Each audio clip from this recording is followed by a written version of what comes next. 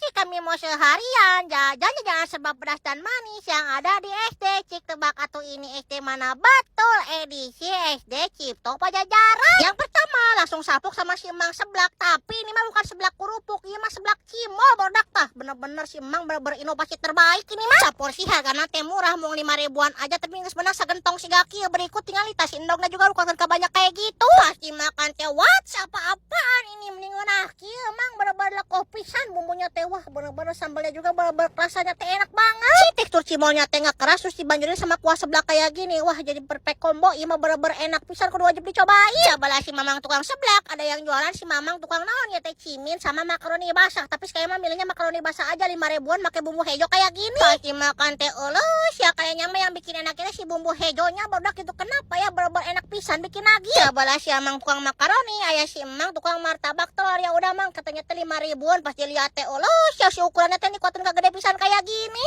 Jeger liat singa teh waduk ha. Iya teh maningan pisan. Rada ke belakang sedikit ayah si Emang tukang cilok jadul yang pakai bumbu kacang kayak gini, ya udah emang beli 5 ribu udah dapat 5 biji. Pasti makan teh elus ya si ciloknya teh barang ngaci pisan, definisi cilok jadul yang sesungguhnya ini mah. Urusan tenggorokannya mah tinggal disebor aja make gulali jadul. Wah si kami karek manggih deui ya si Mang gulali, harga teh 1000-an aja. Wah bener-bener murah pisan atuh Mang. Ini mah tuh bener-bener otomatis menyebor korosi kami dengan baik. Lanjut part 2 atau jajan-jajanan di mana lagi ya?